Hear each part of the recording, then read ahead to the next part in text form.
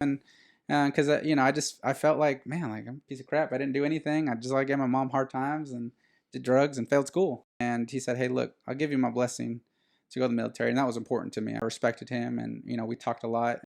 And he said, but I want you to go to college first, you know. And so I said, okay, fine.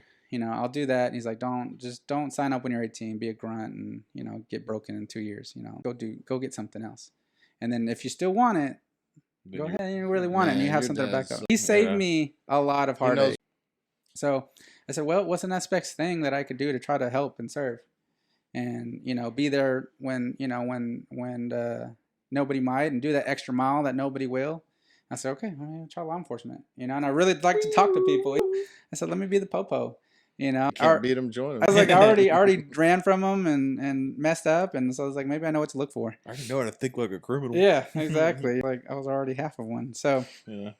So we got married, and I ended up being able to get into law enforcement with an agency that I'm still with now. And at the time, I wasn't a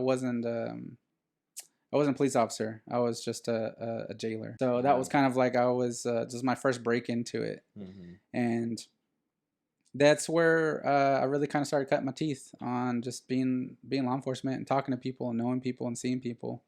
And that was really the first time I saw crisis, just people at their end. And people, it was amazing to see the transformation sometimes of people when they go into jail, and either they're facing a long sentence, or maybe they're just it's in and out for them. But you see the people, and you notice the people who do find God or who do clean themselves up.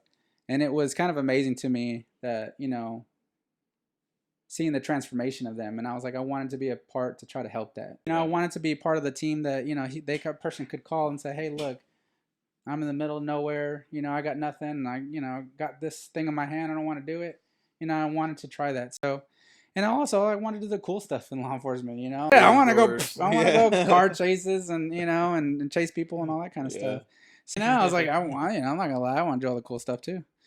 So I started getting into I had a plan, and I've always been very, after I got to Longview, I've always been like a goal setter. That's been kind of my demise sometimes. I got so wrapped up in like accomplishing the next step. There always has to be a next step. There always had to be something more. And it was never just something different. It always had to be something more.